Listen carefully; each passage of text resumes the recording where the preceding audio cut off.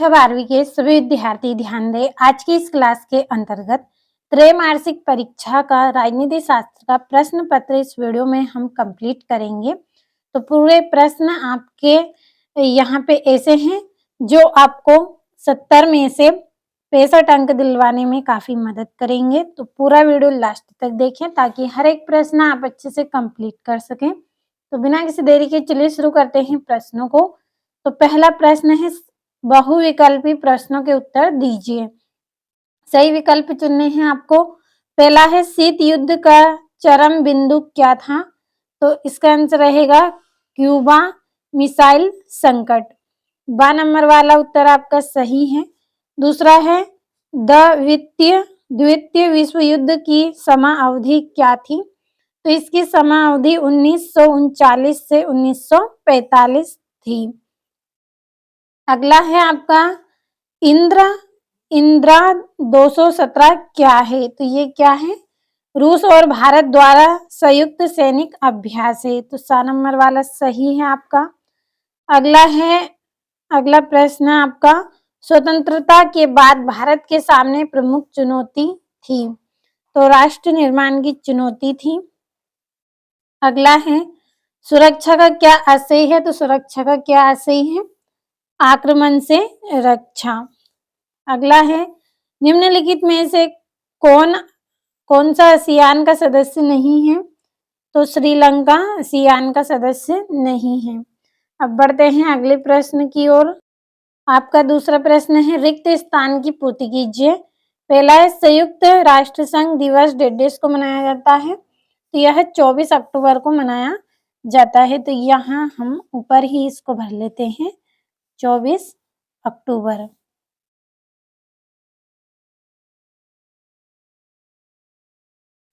अगला है, पर्यावरणीय समस्याएं तभी समाप्त हो सकती है जब मनुष्य स्वयं को डेट का अंग मान ले। तो किसको पर्यावरण का अंग ये मानेगा तभी समस्या समाप्त हो सकती है। तो पर्यावरण हम लिख लेंगे। अगला है, सार्क के सदस्य राष्ट्रों की संख्या डेट है? तो कितनी है? 8 है। अगला है, समग्र परीक्षण प्रतिबंध संधि सन डेट में संपन्न हुई? 24 सितंबर 1946 को। 24 सितंबर 1946 को संपन्न हुई। अगला है, संयुक्त राष्ट्र संघ का मुख्य उद्देश्य है? तो क्या उद्देश्य है इसका? अंतरराष्ट्रीय शांति का उद्देश्य है। अंतरराष्ट्रीय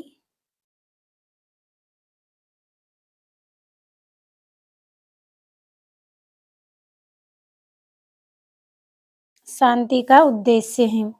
अगला है, सोवियत संघ द्वारा बनाया गया सैन्य गठबंधन डेट था? तो क्या था ये? Warsaw pact. वार्सा पैक्ट इसका आंसर रहेगा। अगला डेट का आशय है कि विश्व का सिकुड़ना और समग्रता में विश्व की चेतना का तीव्र होना। तो इसका आंसर रहेगा वैश्वीकरण।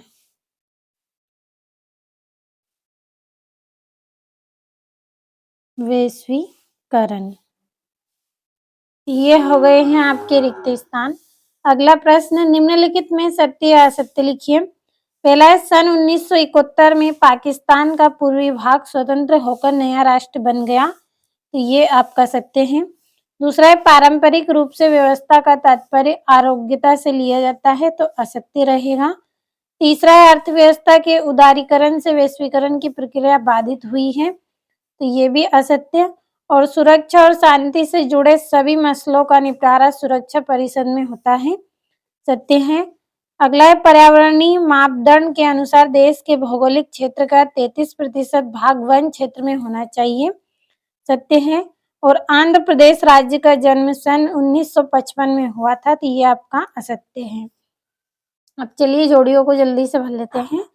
तो पहली जोड़ी है सन 1991, तो इसका रहेगा आपका ऑपरेशन डेजर्ट स्ट्रम। तो ये पहली दूसरी है चीन, चीन की जोड़ी रहेगी खुले द्वार की नीति।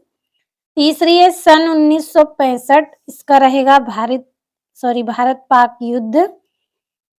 अगला है 5 स्थायी सदस्य, इसकी जोड़ी रहेगी सुरक्षा परिषद।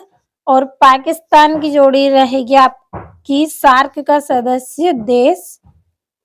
छठी जोड़ी है सरदार वल्लभ भाई पटेल, इसकी जोड़ी रहेगी आपकी देशी रजवाड़ों का भारतीय संघ में विलय कराने में ऐतिहासिक भूमिका। तो ये हो गई आपकी जोड़ियां। अगला प्रश्न है, एक वाक्य में उत्तर करना है आपको। पहला प्रश्न है, शीत युद्ध किन साधनों से लड़ा जाता है? तो परस्पर विरोधी दुष्प्रचार, इन सब से लड़ा जाता है। तो यहाँ पे हम भर लेंगे पर, इस पर। दूसरा रहेगा आपका विरोधी, और और अगला रहेगा प्रचार। अगला है, दूसरी दुनिया के देश कौन कौन से हैं? तो सोवियत संघ, क्यूबा, चीन। सोवियत संघ, क्यूबा, चीन।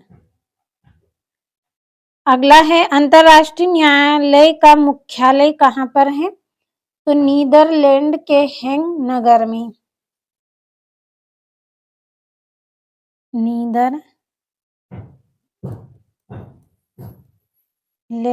के हेग नगर में।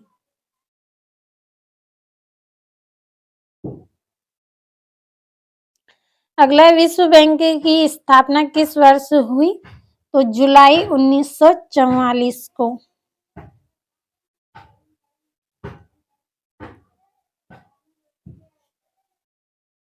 जुलाई 1944। अगला है, सन 1972 में पर्यावरण सम्मेलन का आयोजन कहाँ किया गया? तो स्टॉकहोम में।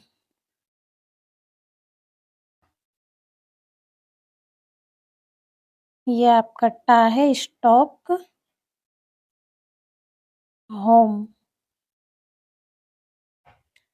अगला है, शरणार्थी समस्या क्या है?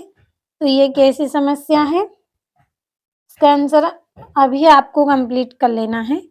अगला है, भारत के 2 पड़ोसी देशों के नाम बताइए। तो पाकिस्तान और चीन।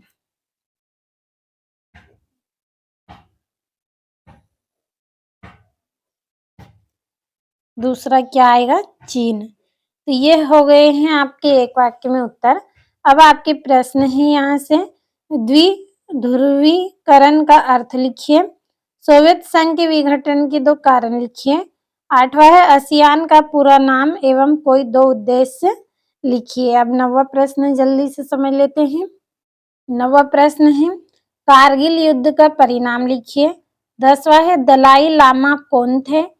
11वां, ताशकंद समझौता किनके मध्य हुआ था? 12वां, संयुक्त राष्ट्र संघ की वीटो शक्ति है। और 13वां, नीति आयोग क्या है? 14वां, भारत की विदेश नीति के 2 लक्षण बताइए। 15वां, पंचशील सिद्धांत क्या थे? 16वां है आपका, भारत चीन संबंधों में मतभेद के कोई 3 कारण लिखिए। 17वां, सुरक्षा परिषद के प्रमुख कार्य लिखिए। 18वां रहेगा, मानव अधिकारों पर संक्षिप्त लेख लिखिए। 19वां, पर्यावरण संरक्षण हेतु सुझाव दीजिए। 20वां, दक्षिण एशिया क्षेत्र में शांति एवं सहयोग किस प्रकार बढ़ाया जा सकता है? 21वां, गुट निरपेक्षता आंदोलन की प्रासंगिकता की विवेचना कीजिए। 22वां है, एक स्वाधीन राष्ट्र के रूप में भारत को किन किन चुनौतियों का सामना करना पड़ा? और 23वां है आपका, संयुक्त राष्ट्र के प्रमुख अंगों के नाम लिखकर बताइए कि आपकी दृष्टि में सबसे महत्वपूर्ण अंग कौन सा है और क्यों। तो ये हो गए हैं आपके यहाँ पे 23 प्रश्न। सभी प्रश्नों का आपने अच्छे से स्क्रीनशॉट लिया होगा, तो अच्छे से कंप्लीट करें।